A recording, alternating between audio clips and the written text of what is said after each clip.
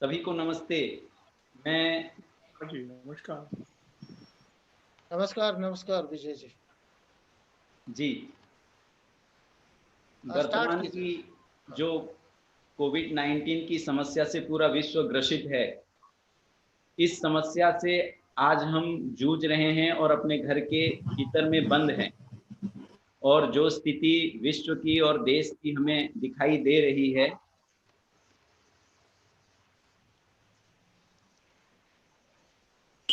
उसका वैदिक समाधान,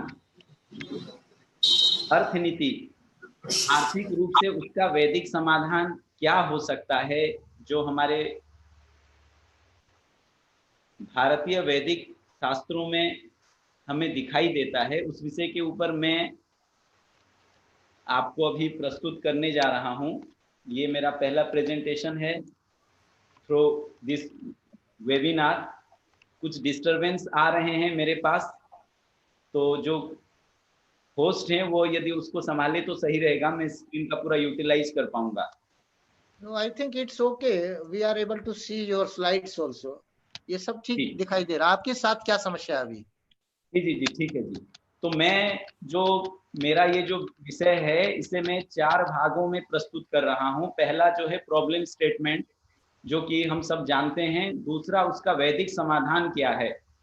तीसरा, जो वैदिक समाधान शास्त्रों में दिया गया है, वो व्यावहारिक रूप से कैसे लाया जा सकता है। और चौथा जो विषय है वह है कि इसे व्यावहारिक रूप में लाने के लिए कैसे चरणबद्ध होकर के हमें कार्य करना होगा। तो इस क्रम से मैं 4 भाग में इस विषय को एक संक्षिप्त समय अवधि में प्रस्तुत करूंगा। मुझे आशा है आप मेरे इस व्याख्यान से आप लाभान्वित होंगे, और जो हमारे पूर्वजों की जो ज्ञान संपदा है, उससे भी आपको परिचय होने का एक अवसर मिलेगा।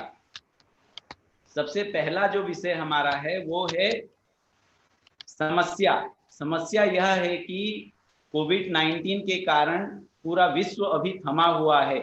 आर्थिक रूप से मंदी पूरे विश्व में छाई हुई है, और यह जो डेटा हमें मिलता है कि भारत का जो विकास की जो दर है वो एकदम निम्नतम स्थान में, शायद इस सदी की सबसे कम विकास दर जो है वो अनुमान किया जा रहा है, और यह लगभग निश्चित है, तय है।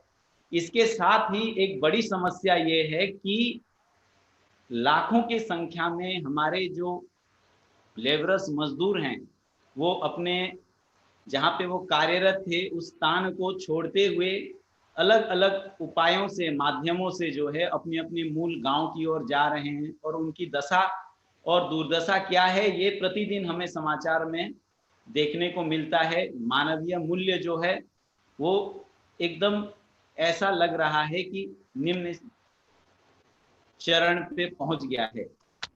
तो इस समस्या का वैदिक समाधान क्या हो सकता है, इस विषय को हम जानें।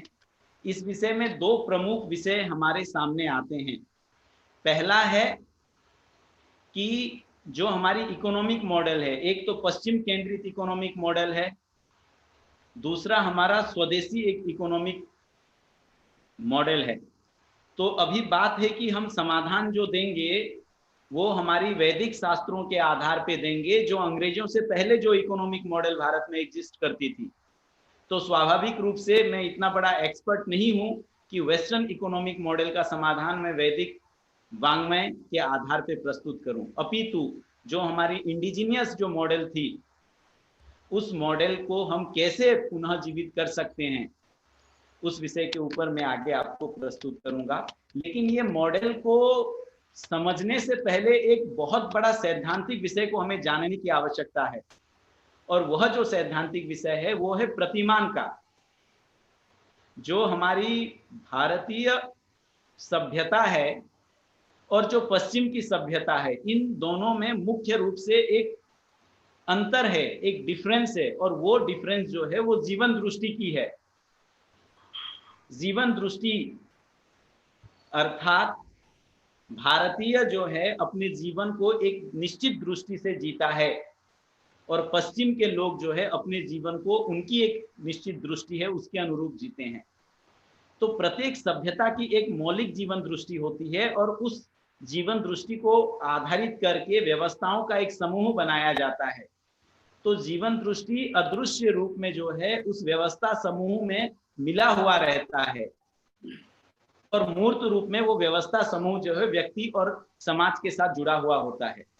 तो जो पश्चिम और भारतीय जीवन दृष्टि जो है इसमें बहुत बड़ा अंतर है। हमारा जीवन का लक्ष्य जो है, भले ही आज हमें अपने जीवन की लक्ष्य के बारे में लोगों को पता नहीं, परंतु हमारा जीवन का लक्ष्य मोक्ष की प्राप्ति है और इसके लिए यह जो आत्मा है ये बारंबार इस संसार में आता रहेगा जब तक उसे मोक्ष नहीं मिलेगी। और इस व्यवस्था को काल के प्रवाह के साथ सुदृढ़ करने के लिए, सुदृढ़ रूप से स्थापित करने के लिए एक व्यवस्था का निर्माण किया गया है, जो भारतीय व्यवस्था थी, जो वैदिक व्यवस्था थी। परंतु पश्चिम का सिद्धांत है कि यह जो शरीर, ये जो जीवन है, ये भोग करने के लिए मिला है। यह एक ही बार मिला है। जितना भोग हो सकता है शारीरिक रूप से शरीर केंद्रित, देह केंद्रित भोग कर लो, यह जीवन दोबारा नहीं मिलेगा। यह सिद्धांत जो है समस्त पश्चिम के सभ्यता में हमें दिखाई देती है। इसके ऊपर सूक्ष्म रूप से यदि हम ध्यान दें तो यह विषय हमें दिखाई देगी और यह चीज हमारी जो इकोनॉमिक पॉलिसी है और जो इकोनॉमिक का जो आधार है टेक्नोलॉजी है, और टेक्नोलॉजी का जो एप्लीकेशन इंडस्ट्री में होता है, उस इंडस्ट्रियल कॉन्सेप्ट इसी जीवन दृष्टि को आधारित करके पश्चिम की और भारत की अपनी खुद की जीवन दृष्टि जो थी उसको आधारित करके बनी हुई थी। अब प्रॉब्लम हमने जाना, प्रतिमान के बारे में जाना, अब हम वैदिक समाधान की ओर आगे बढ़ेंगे। तो सबसे पहले हमें जानना है कि वैदिक क्या है। वैदिक अर्थात वेद एवं वेद आधारित। भारतीय ज्ञान संपदा में वेद जो है ज्ञान का मूल स्रोत है। यह अपौरुषेय है। सृष्टि के आरंभ में 4 ऋषियों के हृदय में 4 वेदों का ज्ञान परमपिता परमात्मा की कृपा से प्राप्त हुआ। परवर्ती समय में कई शाखा ग्रंथों का निर्माण हुआ, परंतु जो मूल 4 वेद संहिताएं हैं उसमें 4 अलग अलग विषय, ज्ञान जिसे हम टेक्सुअल नॉलेज कह सकते हैं, कर्म जिसे हम एक्शन, उपासना रियलाइजेशन, और विज्ञान रियलाइज्ड नॉलेज, ये 4 क्रम में जो है 4 वेदों संहिताओं में विषय को प्रस्तुत किया गया है। टेक्सुअल नॉलेज अर्थात ऋग्वेद जो है अणु से लेकर के परमात्मा पर्यंत समस्त पदार्थों का गुण और स्वभाव हमें बताती है। इस शाब्दिक ज्ञान को लेकर के हम क्रिया करते हैं, एक्सपेरिमेंट करते हैं, और उस क्रिया को संपन्न करते हुए जो अनुभूति हमें प्राप्त होती है वह हमारा उपासना कहलाता है। उदाहरण के रूप में अग्नि के यह गुण कर्म स्वभाव हैं, यह जब हम शाब्दिक रूप से सुनते हैं तो वो ज्ञान कहलाता है।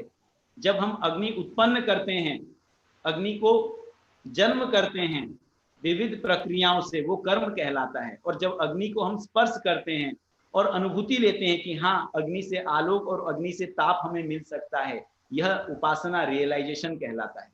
और इस रियलाइज्ड नॉलेज को लेकर के जब हम इसको जानते हैं, जब यह शाब्दिक ज्ञान से अनुभूति में आ जाती है, तब ये विशेष ज्ञान, विशिष्ट ज्ञान विज्ञान कहलाता है।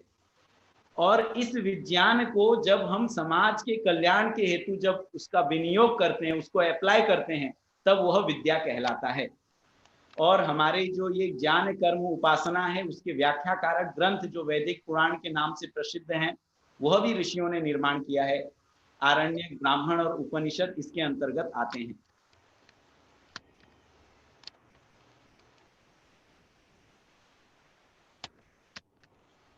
अब हमने विद्या के बारे में जाना।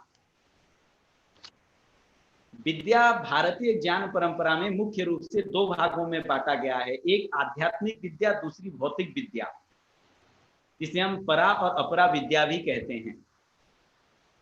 अर्वाचीन काल में वेद विद्या का पुनरुद्धार करने का जो महान कार्य एक ऋषि सन्यासी स्वामी दयानंद सरस्वती जी ने किया, और उन्होंने बताया वेद समस्त सत्य विद्याओं की पुस्तक है। वेद का पढ़ना, पढ़ाना, सुनना, सुनाना सब आर्यों का परम कर्तव्य धर्म है। तो वर्तमान समय में लगभग 5 सहस्त्र वर्षों के बाद वेद विद्या को पुनर्जीवित करने का कार्य स्वामी दयानंद सरस्वती जी ने किया। उन्होंने विभिन्न भौतिक विद्याओं को अपने वेद भाष्यों में प्रस्तुत किया है। इस क्रम में पंडित शिवकर बापूजी तलपदे नामक एक विद्वान हुए, जिन्होंने वेद मंत्रों के आधार पर एक विमान बनाने का कार्य भी किया। मुझे उनके पुस्तक का संपादन करने का सौभाग्य भी प्राप्त हुआ है। अब जब हम कहते हैं कि वेद सब सत्य विद्याओं की पुस्तक है, वेद में सब सत्य विद्याएं हैं, तो उस सत्य विद्याओं को जानने की एक पद्धति हमारी रही है, शिक्षा पद्धति, जिसमें सबसे पहले हमारे वेदों के 6 अंग आते हैं। वेद विद्या का अर्थ जानने के लिए वर्णोच्चारण, शिक्षा, व्याकरण, निरुक्त, छंद, ज्योतिष और कल्प, यह 6 ग्रंथ आते हैं। वेद विद्या को जानने के बाद उसके ऊपर संशोधन, अनुसंधान, उसको विकसित करने के लिए 6 दर्शनों की एक श्रृंखला हमारे ऋषियों ने बनाई है, जिसमें पूर्व मीमांसा, वैशेषिक, न्याय, योग, सांख्य, उत्तर मीमांसा, ब्रह्म सूत्र, वेदांत या शारीरक सूत्र, यह हमारे 6 दर्शन हैं। अब उस वेद विद्या को अर्थ जानना, वेदांगों की सहायता से, उपांग यानी दर्शन ग्रंथों की सहायता से उसको विकसित करना और उसको मनुष्य के उपयोगी में लाना, इस हेतु से 4 उपवेदों का निर्माण ऋषियों ने किया है। आयुर्वेद, चिकित्सा शास्त्र, धनुर्वेद, राज्य शास्त्र, पब्लिक एडमिनिस्ट्रेशन, गांधर्वेद, संगीत शास्त्र और शिल्प वेद, प्रौद्योगिकी शास्त्र या तकनीकी शास्त्र हम इसे कह सकते हैं। तो आज हमारी जो अर्थव्यवस्था का विषय है वह जो है शिल्प वेद के अंतर्गत आता है। तो शिल्प वेद में जाने से पहले एक बार हम देखें कि यह वेद विद्या कैसा है।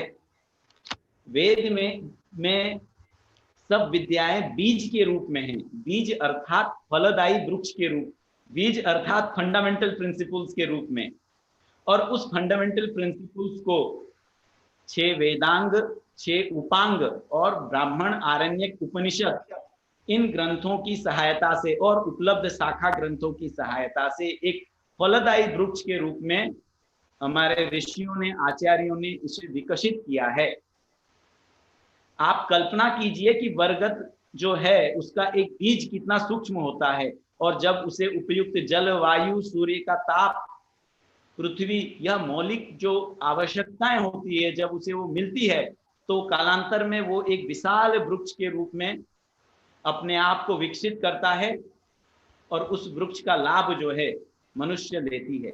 ठीक इसी प्रकार वेद में जो मंत्र हैं, जो सूक्त हैं, वो विविध परा एवं अपरा, आध्यात्मिक एवं भौतिक विद्याओं के द्योतक हैं, और उस वेद रूपी विद्या का अभ्यास करके, उसको विकसित करके 4 उपवेदों के माध्यम से ऋषियों ने, आचार्यों ने प्रस्तुत किया है।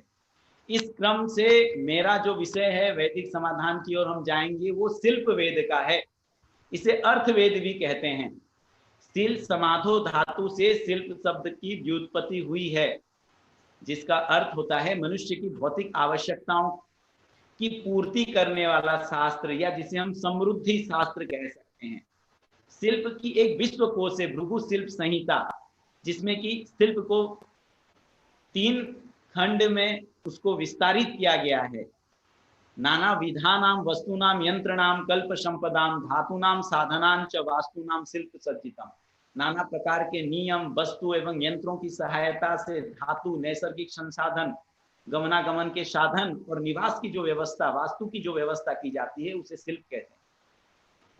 परवर्ती समय में यह 3 खंड के अंतर्गत 3-3 शास्त्र हमें मिलते हैं, और प्रत्येक खंड में 3-3 शास्त्र हैं, कुल 9 शास्त्र हैं, और 9 शास्त्रों में जो यंत्र का विषय है उसे अलग से 10वां यंत्र शास्त्र बनाया गया है। तो शिल्प का विस्तार जो है 10 शिल्प शास्त्र के रूप में महर्षि भृगु जी ने किया है। इसके अंतर्गत 32 शिल्प विद्याएं हैं, और उन 32 शिल्प विद्याओं में 64 प्रकार के शिल्प कलाएं समाविष्ट किए गए हैं। इन 64 प्रकार के शिल्प कलाओं को लेकर के हमारी जो है उद्योग हुआ करती थी, और उसी उद्योग के ऊपर जो है हमारी आर्थिक व्यवस्था जो है, आर्थिक प्रतिमान बना हुआ था। जैसे वर्तमान समय में स्वामी दयानंद सरस्वती जी ने वेद विद्या का पुनरुद्धार किया, वैसे ही अर्वाचीन समय में, आज के समय में महाराष्ट्र के एक प्रसिद्ध विद्वान, इंजीनियर, शिल्प कलानिधि राव साहेब कृष्णाजी विनायक वझे जी ने भृगु शिल्प संहिता ग्रंथ को ढूंढ करके निकाला। कॉलेज ऑफ इंजीनियरिंग पुणे से पढ़ने के बाद पब्लिक वर्क्स डिपार्टमेंट में काम करते हुए अखंड भारतवर्ष, अफगानिस्तान से लेके केरल तक का प्रवास करते हुए उन्होंने लगभग 400 शिल्प के इन 10 शास्त्रों के अंतर्गत 400 जो ग्रंथ हैं उसे एकत्रित किया और लगभग 27 ग्रंथ लिखे। बहुत कम आयु में उनका स्वर्गवास हो गया, जिसके कारण लगभग 100 वर्षों से जो है उनके कार्य समाज के सामने में आ नहीं पाया। वैदिक शिल्प शोध प्रतिष्ठान के नाम से अभी हमने तलपति वझे जी का 150वां जन्म वर्ष पालन किया। उस उपलक्ष्य में जो है हमने उनकी एक गौरव ग्रंथ जो है उसका प्रकाशन किया है। यह भाग 1 है जो दिसंबर 15 को इसका विमोचन हुआ। अभी आने वाले दिसंबर में हम भाग 2 प्रस्तुत करने जा रहे हैं।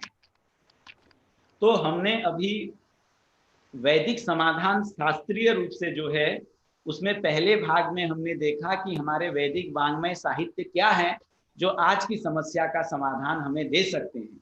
अब हम समाधान के दूसरे चरण में जाते हैं कि उन शास्त्रों में जो टेक्नोलॉजी दी गई है वो टेक्नोलॉजी क्या है। आज का जो सरल परिभाषा है technology, application of science in an industry, परंतु भारतीय टेक्नोलॉजी पश्चिम की इस 16वीं सदी की जो व्याख्या है उससे बहुत ही उन्नत, विकसित और विस्तारित रूप में हमें मिलती है। Technology is a localised phenomena and it is confined to a particular place. Technology एक स्थानिक दृश्यगाम्य विषय है और ये एक निश्चित तय भौगोलिक सीमा के भीतर ही उसको डेवलप किया जाता है। अगर एक भौगोलिक सीमा से हम दूसरे भौगोलिक सीमा में जाते हैं तो टेक्नोलॉजी बदलता है, जबकि जो नैसर्गिक शास्त्र, जो नेचुरल साइंस है वो यूनिवर्सल है, वो पृथ्वी के किसी भी भाग में अपरिवर्तनशील होता है, परंतु टेक्नोलॉजी जो है वो सर्वथा परिवर्तनशील होता है। एक निश्चित भौगोलिक परिसीमा की आवश्यकता क्या है, वहां की वैशिष्टता को लेकर के इसको डेवलप किया जाता है। अब हम इसकी वैशिष्टता को जानते हैं। भारतीय टेक्नोलॉजी जो है बहुत ही सरल थे। प्रत्येक व्यक्ति के घर में अपना उद्योग हुआ करता था। ऐसी भी थी कि व्यक्ति अपने साथ जो है उस उद्योग को लेकर के बाहर घूमने भी जा सकता था। वो जब कार्य करता था उसके उपकरण और शरीर जो है एक साथ एक लय में कार्य करते थे। और जो मास प्रोडक्शन की जो अभी हमारी जो बात आई, उस मास प्रोडक्शन में यूनिफॉर्मिटी, एक रूपता होती है, जबकि हमारी टेक्नोलॉजी में अलग अलग प्रकार के डिजाइन बनाने का सामर्थ्य जो है वो कारीगर, शिल्पी रखता था। और सबसे बड़ी बात थी कि ये टेक्नोलॉजी विकेंद्रित था। व्यक्ति स्वतंत्र उद्यमी, एंट्रोप्रेन्योर के रूप में कार्य करता था। कोई किसी का गुलाम के रूप में, नौकर के रूप में, चाहे एक वो श्रमिक मजदूर हो या चाहे वो एक एग्जीक्यूटिव हो, नौकर के रूप में कोई किसी के अधीन रह करके कार्य नहीं करता था। यह हमारी टेक्नोलॉजी की वैशिष्टता थी। अब यह टेक्नोलॉजी का डेवलपमेंट कैसे किया जाता है, इस विषय को जानना है।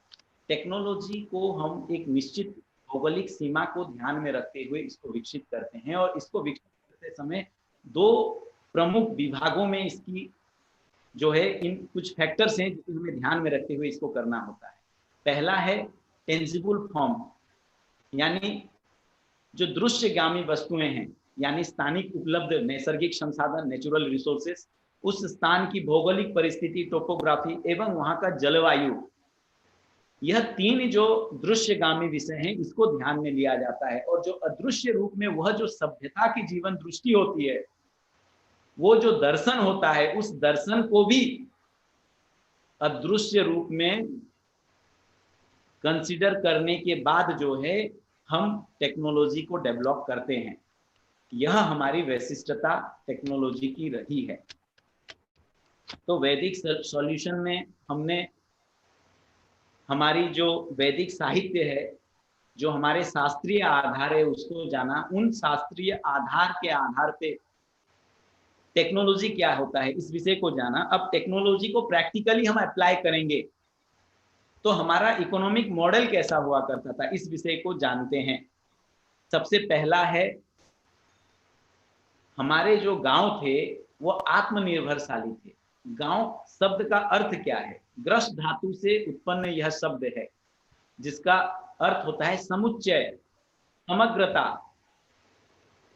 पोषण करने का सामर्थ्य। एक निश्चित भौगोलिक सीमा में बसा हुआ, परस्पर आलंबी, परस्पर में निर्भरशील, डिपेंडेंट कुटुंब का एक स्वावलंबी इंडिपेंडेंट समूह जो है वो गांव हुआ करता था। यह गांव के निर्माण के बारे में हमारा जो 9वां शिल्प शास्त्र है, जिसे हम ग्राम नगर रचना शास्त्र कहते हैं, उस शिल्प शास्त्र के अंतर्गत जो है गांव बसाने की पूरी सविस्तार जो है पद्धति को बताई गई है कि किस किस शिल्प कला के अभ्यासक लोगों को कहाँ कहाँ गांव पे बसाना चाहिए, क्यों बसाना चाहिए, कैसे बसाना चाहिए, क्या गांव की मर्यादा होनी चाहिए, एवं 3 परिवार से लेकर के महानगर तक की यह जो ग्राम नगर रचना शास्त्र है, यह हमें मिलता है, जो पूर्ण रूप से हमारी आर्थिक प्रतिमान, जो हमारी इकोनॉमिक मॉडल थी, उसको आधारित करके हुआ करती थी। गांव बसाने में जो मूल सिद्धांत वो हमें वेदों से प्राप्त होता है, जो बीज रूप में हमें मिलता है, वह है विश्वम पृष्ठे ग्रामे अस्मिनातुरम। यह जो पदों का जो समुच्चय संग्रह है, ये उभय ऋग्वेद एवं यजुर्वेद के मंत्रों में हमें मिलता है। अर्थात हमारा गांव का निर्माण ऐसा हो कि विश्व की हर एक आवश्यकताओं को वह पूर्ण करने में सक्षम हो एवं पूरे ग्रामवासी निरोगी रहें।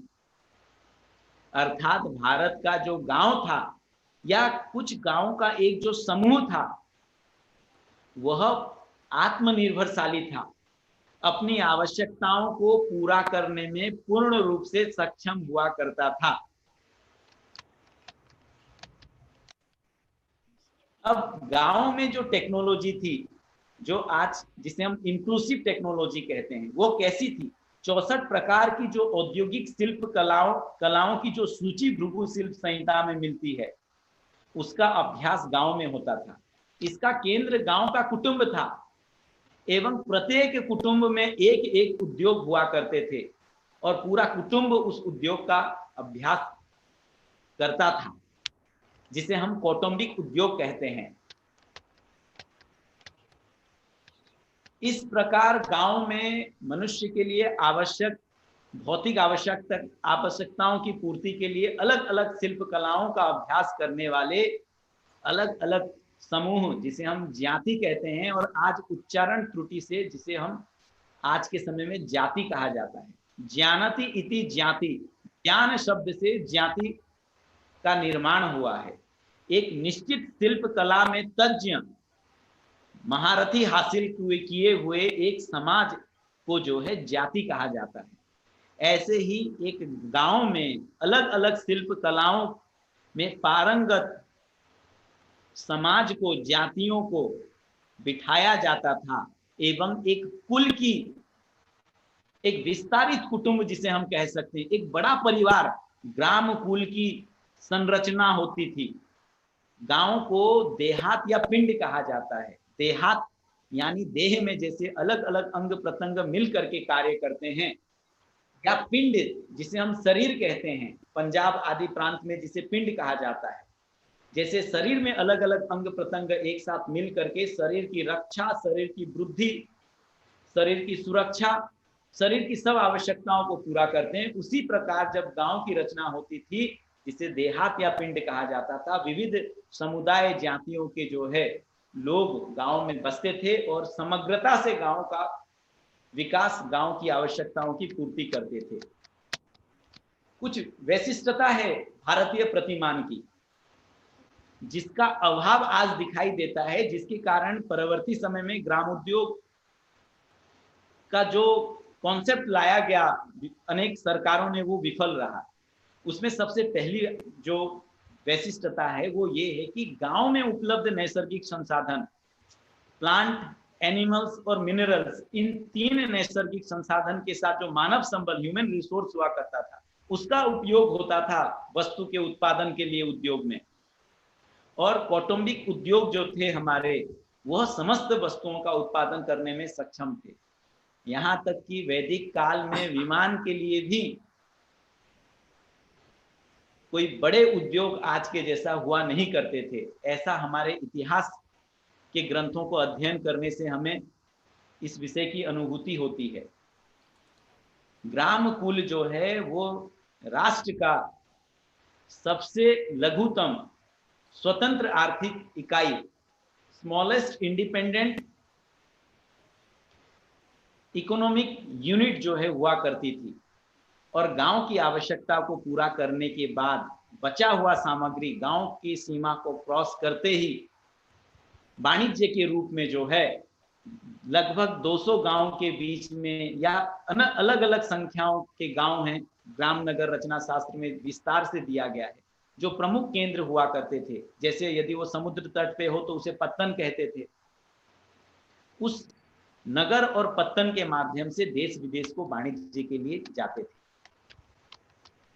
तो ऐसा हमारा इकोनॉमिक मॉडल हुआ करता था। कुछ बातें जो मैं स्लाइड के रूप में प्रस्तुत नहीं किया हूं, आपको बताना चाहूंगा कि प्रोफेसर अगस्त मेडिसन, जिन्होंने ओईसीडी देशों की जो इकोनॉमिक हिस्ट्री लिखी है, उनके अनुसार, और हिस्ट्री ऑफ सिविलाइजेशन के जो लेखक हैं उनके अनुसार 1750 में भारत की जो इंडस्ट्रियल आउटपुट थी, जो जीडीपी और इंडस्ट्रियल आउटपुट थी, वो विश्व के जीडीपी इंडस्ट्रियल आउटपुट से लगभग 1/3 1/3 कंट्रीब्यूशन अखंड भारतवर्ष का हुआ करता था। परवर्ती समय में एक अंग्रेज कंपनी भारत में आई व्यवसाय करने के लिए। उसने हमारे जो उद्योग थे उसको नष्ट किया। इस विषय के ऊपर कुछ विशेषज्ञ विद्वान हुए हैं अंग्रेजों के समय में, जिन्होंने ठोस कार्य किया है।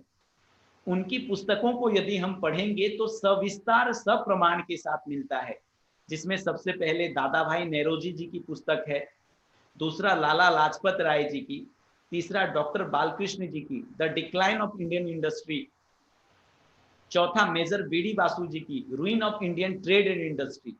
उन्होंने भारत के उद्योग और वाणिज्य को नष्ट किया। यहां से उन्होंने टेक्नोलॉजी को लेके गए। इसके ऊपर धर्मपाल जी की जो पुस्तक है science and technology in 18th century in India, उसको यदि हम पढ़ें तो कॉलोनियल अधिकारियों के जो विस्तार से रिपोर्ट लिखे गए हैं, जहां पे उन्होंने सविस्तार टेक्नोलॉजियों का वर्णन किया है, जिसे वो यहाँ से कॉपी करके लेके गए। और यूरोप में इंडस्ट्रियल रिवॉल्यूशन वहां पे आरंभ हुआ। तो इस प्रकार से भारतीय उद्योग जो है उसका नाश किया गया, एवं कालांतर में एक विदेशी कंपनी लगभग 200 वर्षों तक शासन किया। और आज देश स्वाधीन होने के बाद लगभग 3000 से 4000 विदेशी कंपनी जो है आज देश में वाणिज्य कर रहे हैं। और हमारी यह जो कौटुंबिक उद्योग थी उसकी दुर्दशा क्या हुई। आज जब हम अपने लोगों को जो गांव छोड़ करके महानगर में जाते हैं और पशु तुल्य जीवन जी करके महानगर को छोड़ करके गांव की ओर वापस आ रहे हैं, वह जो है दृश्य हमें दिखाई देता है कि स्थिति क्या है। ऐसी स्थिति में शास्त्र को व्यवहार में लाना है तो उसके लिए एक दीर्घकालिक एवं डाउन टू अर्थ जो है योजना बनानी होगी, क्योंकि केवल भाषण देने के लिए शास्त्र में सब कुछ है, यह कहना बहुत सरल होता है।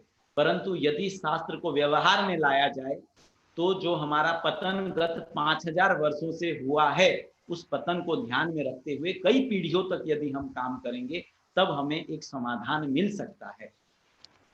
इस समाधान को मैं गुरुजनों की सहायता से, गुरुजनों के मार्गदर्शन से 5 चरणों में इसको भाग किया है। यह 5 चरण एक साथ भी चल सकते हैं या एक के बाद दूसरा भी हम कर सकते हैं। इसमें परस्पर में कोई विरोधाभास या कोई समस्या नहीं है। सबसे पहला विषय आता है अध्ययन और अनुसंधान। अध्ययन और अनुसंधान यानी आज जो यूरोपीय व्यवस्था जो पश्चिमी व्यवस्था है और जो भारतीय कौटुंबिक उद्योग व्यवस्था थी, दोनों को अध्ययन करना, जो व्यवस्थाएं लुप्त हो गई, तंत्र की जो उद्योग नष्ट हो गई, उसके ऊपर अनुसंधान करना एवं भारतीय दृष्टि को ध्यान में रखते हुए उपाय सुझाना, यह अध्ययन और अनुसंधान में आता है।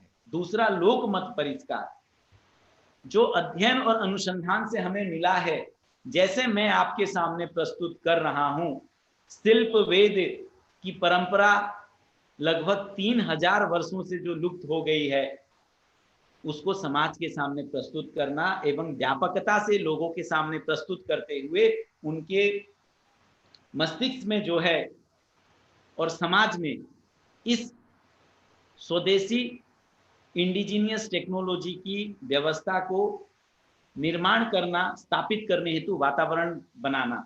तीसरा, कुटुंब सुदृढ़ीकरण, जो हमारे कौटुंबिक उद्योग थे, उन उद्योगों को फिर से पुनर्जीवित करना। ऐसा नहीं है कि आज ये समूल नष्ट हो चुका है, आज भी ऐसे कई उद्योग हैं जो कि पीढ़ी दर पीढ़ी इस कार्य को करते आ रहे हैं, परंतु लोक ज्ञान के रूप में वो इसे कर रहे हैं। शास्त्रों में भी इसका टेक्निकल प्रोसेस, उसके डेवलपमेंट के बारे में बताया गया है। तो शास्त्र और लोक ज्ञान दोनों को समन्वय करते हुए इस औद्योगिक परंपरा को फिर से सुदृढ़ करना। चौथा, आचार्य का निर्माण करना। अलग अलग क्षेत्र में यह इकोनॉमिक या इंडस्ट्रियल जो है विषय, उसे हम आइसोलेशन में काम नहीं कर सकते, इसके साथ जुड़े हुए और भी कई व्यवस्थाएं हैं। ऐसे अलग अलग व्यवस्थाओं में इसके ऊपर सोच रखने वाले, समझ रखने वाले, इस विषय को जानने वाले, अध्ययन किए हुए आचार्यों का निर्माण करना। ऐसा आचार्य जो कि आचार्य चाणक्य जैसा हो और समाज ग्राम को दिशा दे सके, ग्रास रूट लेवल से लेकर के पॉलिसी के स्तर पर। और जो पांचवा जो हमारा चरण है वो है प्रत्यक्ष क्रियान्वयन, यानी मास मोबिलाइज करना। इस विषय को जो है परिवर्तन जो की प्रक्रिया जो आरंभ हुई है, इसे आगे गति देना। इस प्रकार से एक दीर्घकालिक योजनाओं को लेते हुए उपलब्ध जितने हमारे पास उद्योग हैं जो नष्ट हो चुके हैं, उसको शास्त्रों का संदर्भ लेकर के उसको पुनर्जीवित करने की आवश्यकता है। इसमें सबसे एक बड़ी आवश्यकता है कि जो हमारी साइंस एंड टेक्नोलॉजी की जो पॉलिसी है, उस नई पॉलिसी का निर्माण करना, जिसमें कि हमारी इस विकेंद्रित उद्योग व्यवस्था जो है समाविष्ट हो सके। आज की पॉलिसी जो है यूरोप में विकसित तंत्र ज्ञान को आधारित करके की गई है, और जो हमारी मूल भारतीय तंत्र ज्ञान प्रौद्योगिकी तकनीक है, इस दिशा में कुछ ठोस कार्य अभी तक हुआ नहीं है। तो अभी हम समाधान की ओर बढ़ते हैं। हमने समस्याओं को जाना, प्रतिदिन समस्या से जूझ रहे हैं, प्रतिदिन देख रहे हैं। हाँ, हमारा जो शास्त्र है वो इसका समाधान दे सकता है, परंतु उस शास्त्र को पढ़ने के लिए भी उस शास्त्र की जो दृष्टि है कि वह ज्ञान हमें मोक्ष की ओर लेके जाए, वसुदेव कुटुंबकम सर्वे भवन्तु सुखिना, इन मूलभूत सिद्धांतों की रक्षा हो, इस विषय को ध्यान में रखते हुए शास्त्रों का अध्ययन करते हुए इसे व्यवहार में लाना है, और व्यवहार में लाते हुए दीर्घकालिक योजना बनाते हुए हमें समाधान की ओर आगे बढ़ना होगा। ऐसा करने की अभी तात्कालिक आवश्यकता है। यह कोरोना की स्थिति है कि मुझे इस विषय को आपके सामने प्रस्तुत करना पड़ रहा है, अन्यथा लोगों का ध्यान नहीं जाता।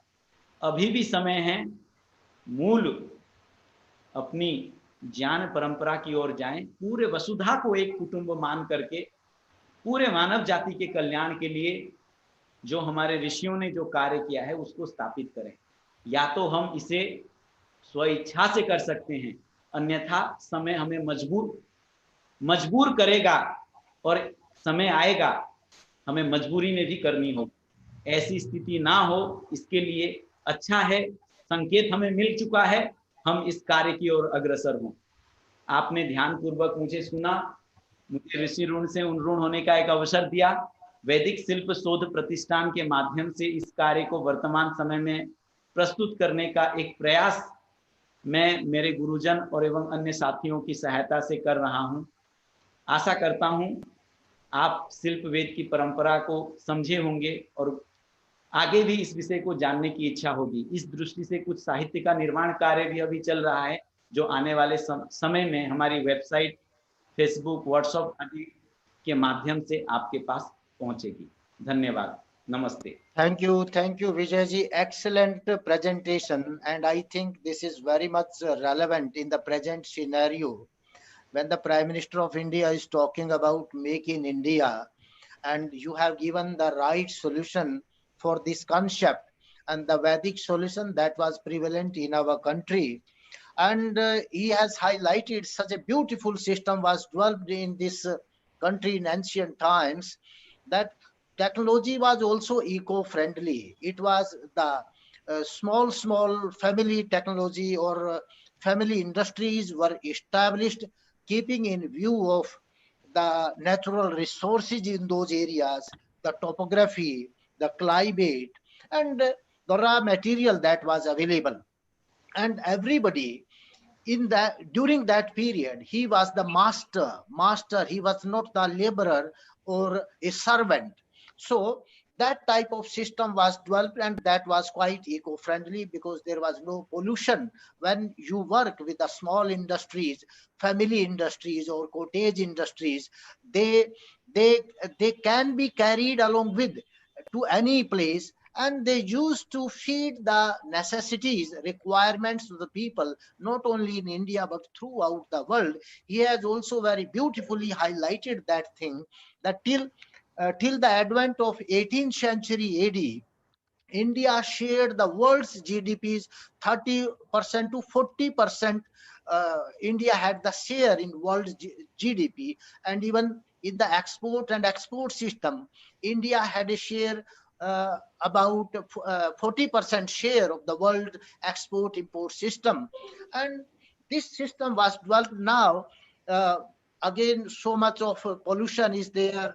The ecology is going to be at risk, but now that again the time has come, this COVID-19 problem has given us, has enlightened us that we must go back if we want to survive. If India needs to survive, then the India go back to the Vedic roots, and Indians should have developed the same ancient system based upon family industry, cottage industry, instead of inviting these big industries, big industrial houses, multinational industries. At least there are 700 to 800 such small items are there where only zero technology is required. And in respect to the items of zero industry, there is no need for multinational companies or big industries. They can be produced even at the level of family or cottage industries. So it was a very beautiful presentation.